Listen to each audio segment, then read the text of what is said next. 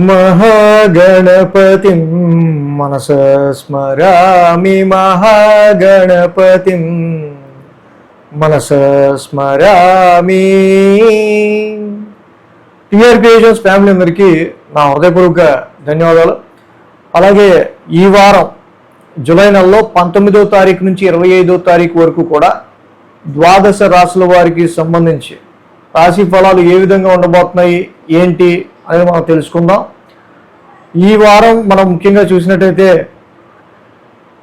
Major ట్రాన్సిటల్ చేంజెస్లో బుధుడి యొక్క రెట్రాగ్రేషన్ అనేది ఇక్కడ మనకి మెయిన్గా 24వ తారీఖు వరకు కూడా జరుగుతుంది. బుధుడు వక్రంలో ఉన్నారు. అలాగే రవి కూడా ఇక్కడ మిథునం నుంచి కర్కాటక రాశిలోకి రవి యొక్క సంచారం మొదలైంది. ఇక కుజుడు వృషభంలో, మిథునంలో బుధుడు, రవి గురులు ఇద్దరు కర్కాటక రాశిలో, శుక్రుడు సింహరాశిలో, కేతువు సింహరాశిలో,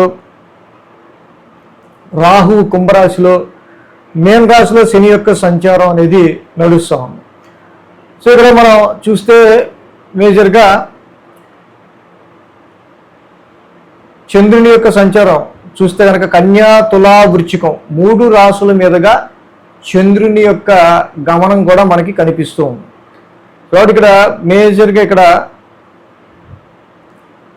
ఈ చంద్రగమనం ఆధారంగా మిగతా ద్వాదశ రాశుల గోచారం ఆధారంగా ఈ వారం ఎలా ఉండబోతుంది ఏంటి అనేది మనం ఇప్పుడు చూద్దాం.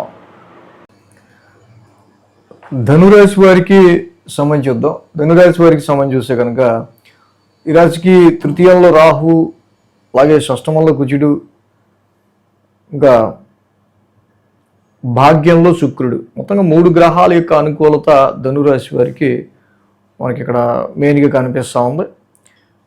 అలాగే తృతీయంలో రాహు యొక్క సంచారం పరాక్రమ స్థానంలో, ఏదైతే పాపస్థానం అనే స్థానంలో రాహు యొక్క ట్రాన్సిట్ చాలా బాగా యోగిస్తుంది. ఇక తృతీయ స్థానం అనే స్థానంలో రాహు యొక్క గోచారం వల్ల రైటింగ్ స్కిల్స్, కమ్యూనికేషన్ స్కిల్స్, అలాగే వెరీ షార్ట్ కట్ మెథడ్స్లో వెరీ టఫ్ వర్క్ని చాలా సునాయాసంగా మీరు చేసుకునే మంచి పాజిటివ్నెస్ ఇలాంటివి రాహు బాగా కలగజేస్తున్నారు. అలాగే షష్టమంలో కుజుడి యొక్క ట్రాన్సిట్ నడుస్తుంది. యాక్చువల్గా 6th house is a fighting house, Mars is the natural fighter. కాబట్టి ఎప్పుడైతే 6th హౌస్లో కుజుడు లాంటి గ్రహం ఈ హౌస్లో ఉందో డెఫినెట్గా ఏదైతే ప్రాబ్లమ్స్ కావచ్చు, ఇష్యూస్ కావచ్చు, స్ట్రగుల్స్, కాన్ఫ్లిక్ట్స్ ఏవైనా సరే, సో మీరు వాటిని చక్కగా బాగా బ్యాలెన్స్ చేస్తూ ఫైట్ చేస్తూ ముందుకెళ్తూ వాటి ద్వారా లాభపడడం, నూతన వస్త్ర ప్రాప్తి ఇవన్నీ కూడా కలిగే ఆస్కారాలు మనకి కనిపిస్తూ ఉన్నాయి. అలాగే భాగ్యస్థానంలో మెయిన్గా ఇక్కడ చూస్తే శుక్రుడి యొక్క సంచారం. శుక్రుడు 9th హౌస్లో చాలా బాగా యోగిస్తారు. ఇన్ జనరల్గా స్పిరిచువల్ హౌస్, ఎందుకంటే ఆయన కూడా ఒక శుక్రుడు కూడా శుభగ్రహం. మెయిన్గా కేతు భాగ్యస్థానంలో ఉన్నారు. సో భాగ్యంలో కేతు ఉన్నప్పుడు సో అక్కడికే శుక్రుడు లాంటి ప్లానెట్ కూడా రావడం డెఫినెట్గా ఇది చాలా మంచి విశేషంగా చెప్పాలి.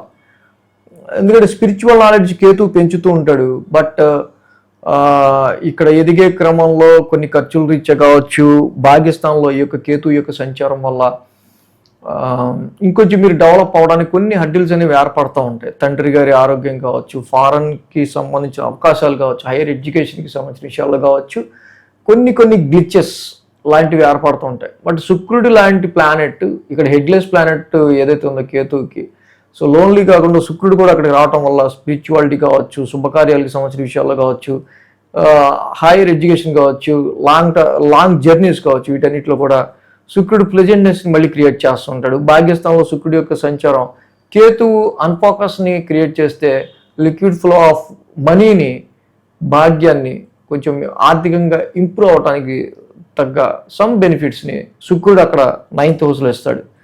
10, 11, 12 స్థానాల మీదుగా చంద్రుని యొక్క సంచారం ఉంది ఈ వారం. ఆది, సోమ, మంగళ, బుధ, గురు 5 రోజులు కూడా చంద్రబలం అనుకూలంగా ఉంది. సో కాబట్టి దశమ స్థానంలో చంద్రుని యొక్క సంచారం ఇక్కడ ఈ రాశికి ఉండటం, ఉద్యోగ రీత్యా కొన్ని జర్నీస్ ఉండే ఆస్కారాలు ఉన్నాయి, బిజినెస్ రీత్యా కొన్ని ట్రిప్స్ ఉండే ఆస్కారాలు ఉన్నాయి.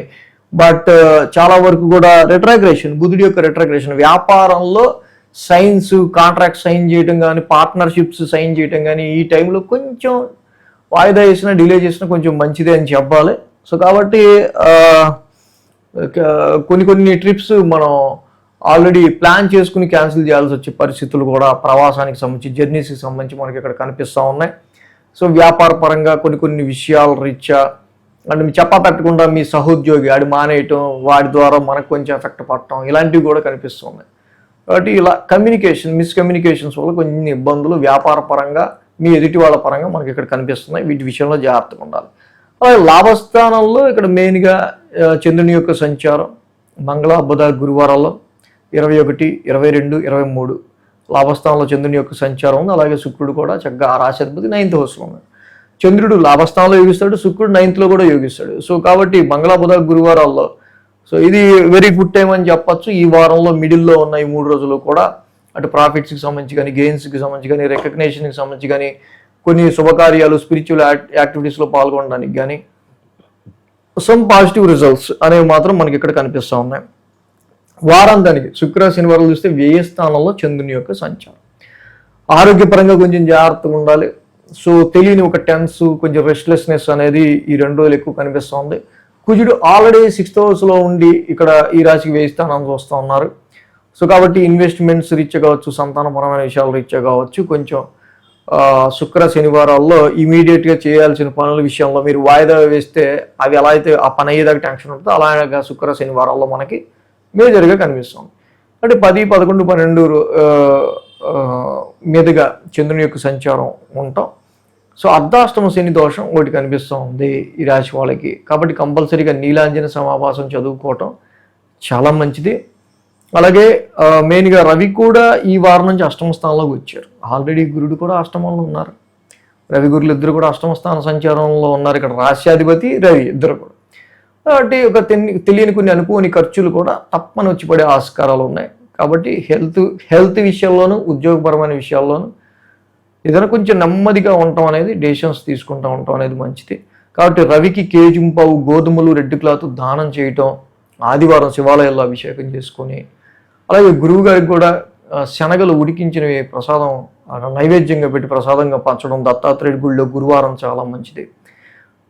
శనికి కూడా ప్రతి శనివారం తైలాభిషేకం చేసుకోవడం. అలా రవి, గురుడు, శని ఈ 3 గ్రహాలకి నవగ్రహ శాంతి మంత్రాలు చదువుకున్న మంచి రిజల్ట్ ఉంటుంది.